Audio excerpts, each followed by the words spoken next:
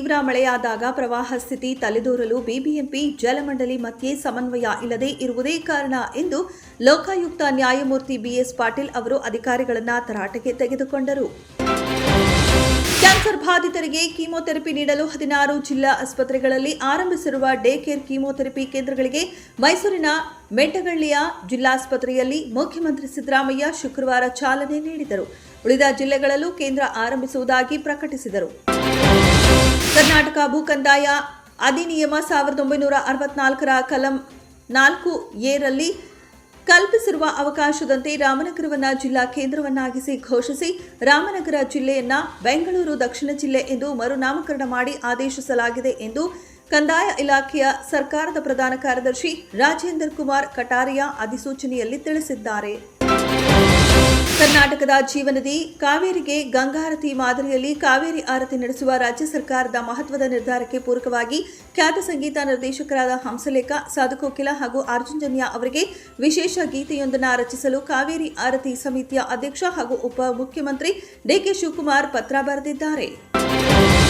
ರಾಜ್ಯದಲ್ಲಿ ವಿವಾದ ಸೃಷ್ಟಿಸಿರುವ Mysuru sandal soap brand ambassador ವಿಚಾರವಾಗಿ ಪ್ರತಿಕ್ರಿಯಿಸಿದ ವಾಟಾಳ್ ನಾಗರಾಜ್, ಮೈಸೂರು ಸ್ಯಾಂಡಲ್ ಸೋಪ್ಗೆ ತಮನ್ನಾನು ಬೇಡ, ಸುಮನ್ನಾನು ಬೇಡ, ನಾನೇ ಫ್ರೀಯಾಗಿ ರಾಯಭಾರಿ ಮಾಡ್ತೀನಿ ಅಂತ ಹೇಳಿದ್ದಾರೆ.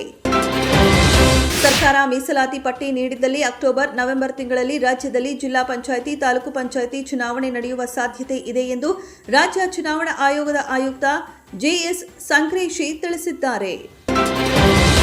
ಭಾರತ ಪಾಕಿಸ್ತಾನ 3 ಉದ್ವಿಗ್ನತೆಯ ನಡುವೆ ರಾಜಸ್ಥಾನದ ಜೈಪುರದಲ್ಲಿರುವ ಅಂಗಡಿಗಳು ಪ್ರಸಿದ್ಧ ಮೈಸೂರು ಪಾಕ್ ಸೇರಿದಂತೆ ವಿವಿಧ ಸಿಹಿ ತಿಂಡಿಗಳ ಹೆಸರನ್ನ ಬದಲಾಯಿಸಿವೆ. ಬೇಕರಿಯೊಂದರಲ್ಲಿ ಎಲ್ಲಾ ಸಿಹಿ ತಿಂಡಿಗಳ ಹೆಸರುಗಳಿಂದ ಪಾಕ್ ಪದವನ್ನ ತೆಗೆದುಹಾಕಿ ಅದನ್ನ ಶ್ರೀ ಎಂದು ಬದಲಾಯಿಸಿದ್ದಾರೆ. ಪಾಕಿಸ್ತಾನದಲ್ಲಿ ನೀರಿನ ಕೊರತೆಯ ಆತಂಕ ಹೆಚ್ಚುತ್ತಿರುವ ಬೆನ್ನಲ್ಲೇ ಸೆನೆಟರ್ ಸೈಯದ್ ಅಲಿ ಜಾಫರ್ ಅವರು ಶಹಬಾಜ್ ಶರೀಫ್ ನೇತೃತ್ವದ ಸರ್ಕಾರವನ್ನು ಭಾರತವು ಸಿಂಧೂ ಜಲ ಒಪ್ಪಂದವನ್ನು ಸ್ಥಗಿತಗೊಳಿಸಿದ ನಂತರ ಉಂಟಾಗಿರುವ ಜಲ ಬಾಂಬ್ ಅನ್ನು ನಿಷ್ಕ್ರಿಯಗೊಳಿಸಲು ಕ್ರಮ ಕೈಗೊಳ್ಳುವಂತೆ ಒತ್ತಾಯಿಸಿದ್ದಾರೆ. ಲಕ್ನೋನ ಎಕಾನಾ ಕ್ರೀಡಾಂಗಣದಲ್ಲಿ ನಡೆದ 65ನೇ ಐಪಿಎಲ್ ಪಂದ್ಯದಲ್ಲಿ ಮೊದಲು ಬ್ಯಾಟಿಂಗ್ ಮಾಡಿದ ಸನ್ರೈಸರ್ಸ್ ಹೈದರಾಬಾದ್ ತಂಡ ನಿಗದಿತ 20 ಓವರ್ನಲ್ಲಿ 6 ವಿಕೆಟ್ ನಷ್ಟಕ್ಕೆ 231 ರನ್ ಗಳಿಸಿ ಆರ್ಸಿಬಿಗೆ ಗೆಲ್ಲಲು 232 ರನ್ಗಳ ಬೃಹತ್ ಗುರಿ ನೀಡಿತ್ತು. ಈ ಗುರಿ ಬೆನ್ನಟ್ಟಿದ ಆರ್ಸಿಬಿ 189 ರನ್ಗಳಿಗೆ ಆಲ್ಔಟ್ ಆಗುವ ಮೂಲಕ 42 ರನ್ಗಳಿಂದ ಸೋಲು ಕಂಡಿದೆ.